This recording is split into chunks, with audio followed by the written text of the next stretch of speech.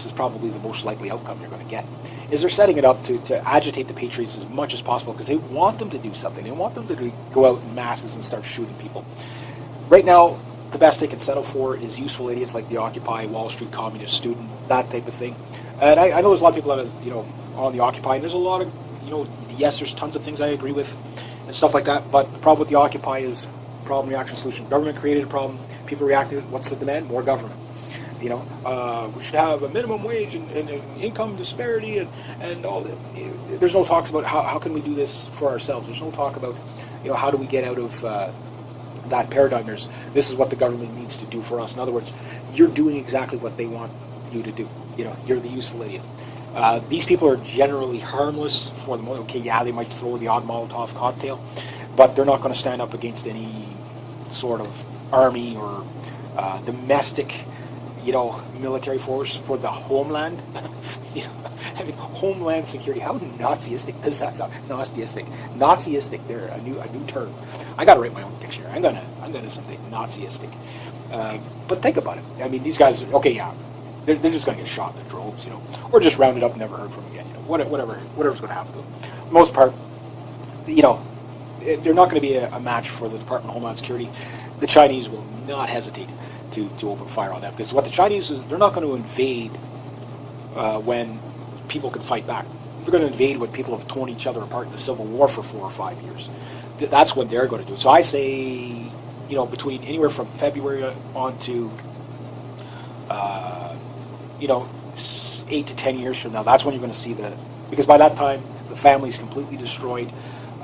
Immigration will oversaturate the countries to the point where there's just no loyalism. There's no Mustangs left. It's like, well, we came from over there, and while it's better here than it is there, our dictator was bad enough. But the people that are coming here, they don't realize that. They're going to be under the same control again. The reason why you left, well, if you don't fight for it now, you're going to be back. You might as well have stayed where you were in the first place. That's why the Mexican border isn't closed. I have nothing against Mexicans, but to bring people in that don't understand the language, that can't compete in the workplace, just to use the benefits and stuff like that. And they don't even really get the benefits. They get some, but I mean, like, these people they're held down anyway. But those people are not going to be the problem. They're already subservient for the most part.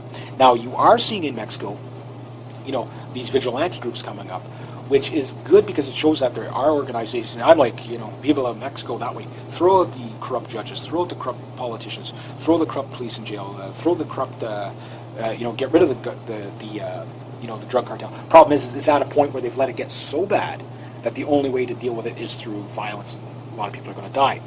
So in other words, they're going to go into a civil war. The outcome, well, that's the problem, revolution versus reset. If you hit the reset button, call it out now, say, okay, don't let this happen.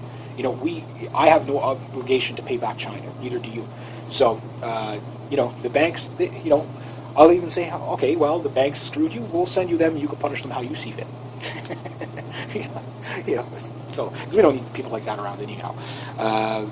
But again, who are they to pledge your great-grandchildren's future to? But the thing is like, again, they want the land clear, so that's why they need the manipulation is the Department of Homeland Security and the NSA and all that. They're playing right into the hand of what the Chinese need them to do. They need to crack down on the people to get the people to rise up against them to justify more tyranny. But at the end of it, okay, they're going to lose so much in infrastructure. They're going to lose so much in just manpower that when the Chinese do roll in, it'll be a cakewalk for them. And they're not going to come in alone. They're going to come in with the Venezuelans. They're going to come in with the Russians, the North Koreans. It'll be a group effort, and probably just about every South American country. They're just going to, they're just going to get hodgepodge. Follow us. Okay, we'll let all the kind of rebels go ahead of us for cannon fodder, chew up the ammunition.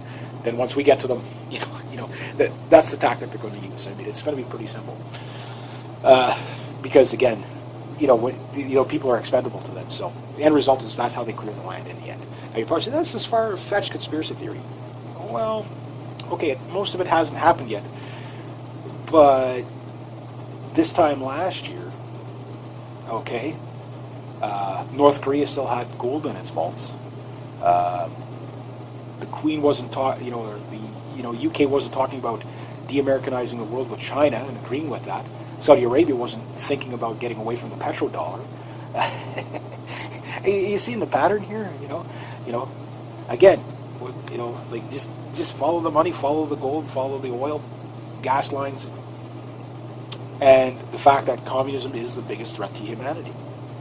It's as simple as that. So you can't think of a left-right paradigm. You've got to think of the free world versus the Chinese model. So it does, and look at the game China's been playing. They've been, as non-interventionist as possible, to be as sneaky as possible. Everything is about subversion. Do it behind the scenes. Make you think that you've come up with the idea yourself. But look at all the banks. George Soros. Oh, we have to include China in the new millennium. That's where the new power is going to be. I mean, the elites have already decided that China is the, and these elites, I mean, their days are numbered, because as soon as China controls the United States militarily wise, there are no elites. You see what I'm saying? These like the Rockefeller types. Most of these guys are going to die off pretty soon anyway. I can't wait, because I don't wish death on anybody, but these are vermin of the earth. Their kids they're demon spawns. They're just horrible people. The George Soroses of the world, they're just horrible people.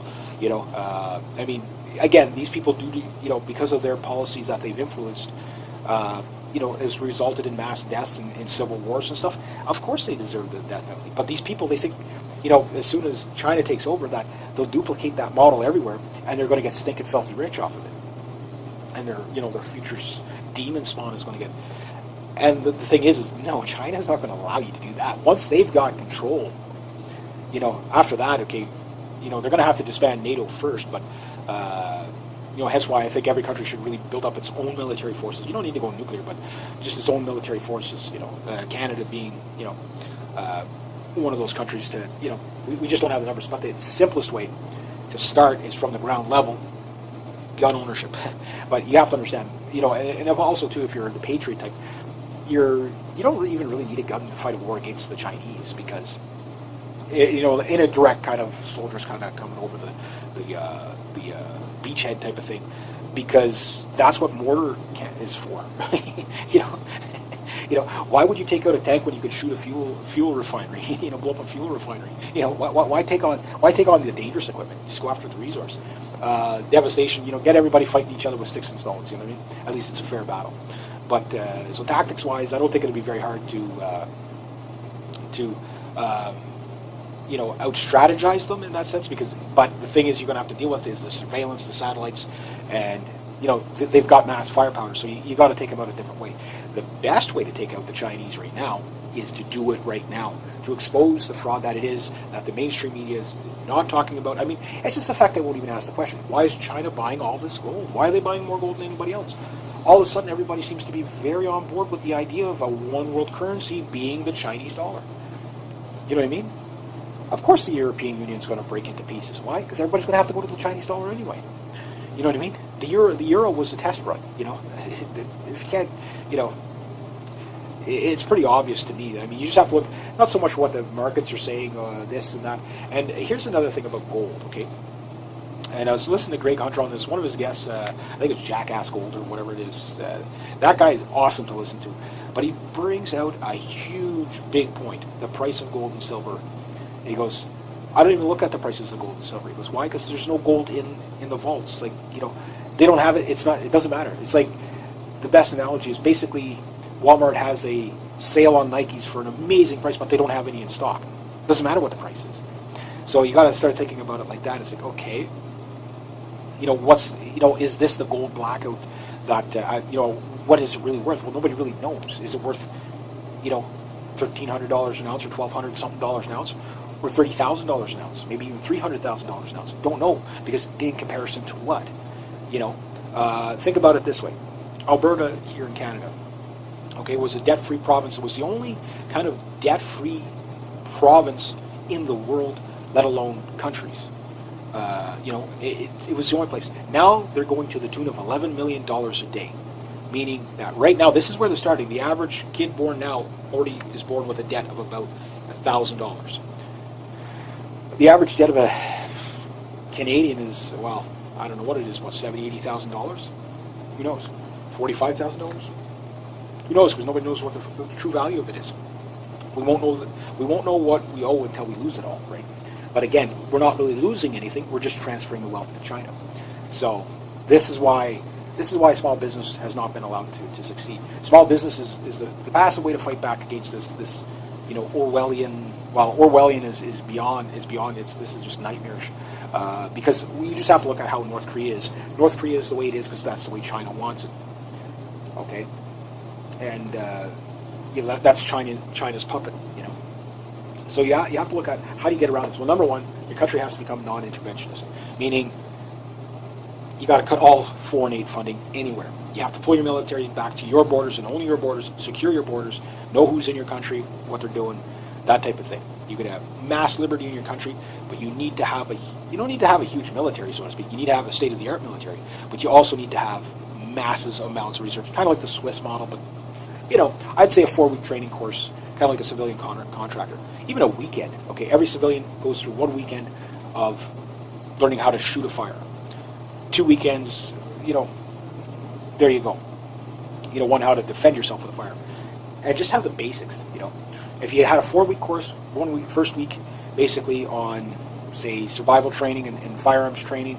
Second week, basically on medical and firefighting and, how to deal with natural disasters and stuff like that. And the third, basically, farming, infrastructure. A 3-week, 4-week training program for every kid at the age of, say, their last year of school, just before they're done school, they go into a mandatory training.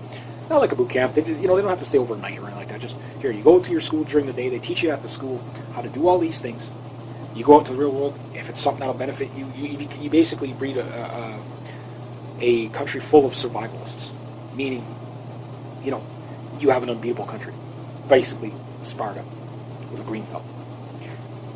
Yeah, and able to, act as like an ambulance attendant type of thing.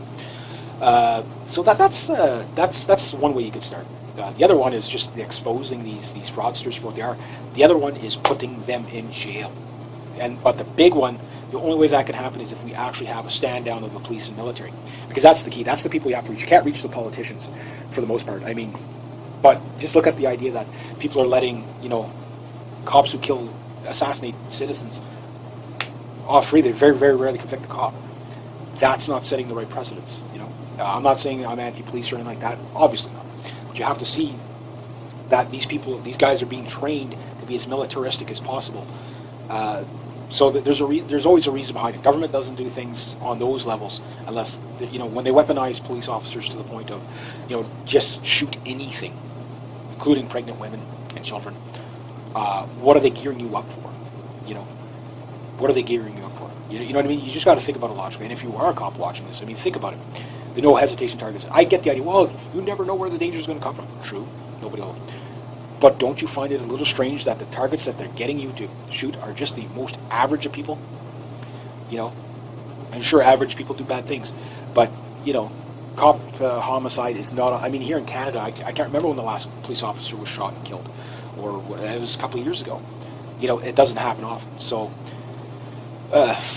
assaults against police officers, the training is just to react, not to think, not to exercise, good judgment. Oh, he moved the wrong way. I shot him.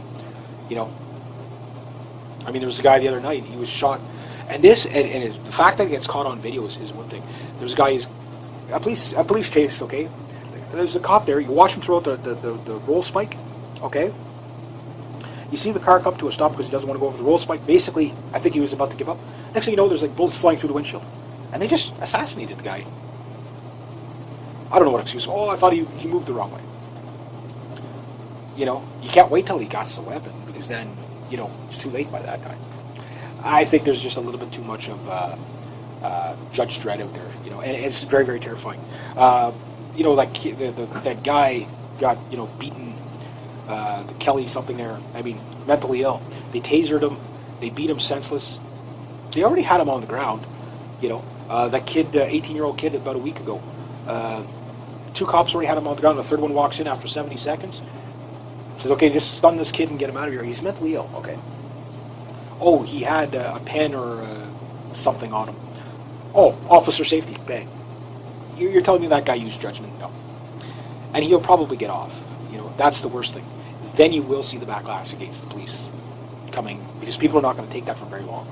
And which will just make it worse because the idea that the police have been taught to be such authoritarians that you can't question them or anything, and that they're so angry that I mean, these guys are they're not militant. They're cyborgs. They're Judge Dredd. Like, you know, it's very scary the way the training is, because the training is designed to get people killed. Is what it's designed. The thing is that they're training cops to be psychopaths to the point where they can see no wrong. If you disobey me, I have the right to shoot you. What happened to preserve life at all costs? You know what I mean? So that's how that's why you got to make the police, the law enforcement, military. That's why you got to make videos like this. I mean, eventually, someday, it's going to come down to it. And when you see the day where you can no longer upload a political video, you know China has got full control. China's been calling for this, and once they do that, because they have to stifle freedom of speech, and they have to take away the Second Amendment in the States. Here in Canada, we don't have the Second Amendment, but we're armed to the teeth. You know, there's more guns in this country than there are people, despite what the media will tell you. Yeah, 8 million guns on 2 million gun owners.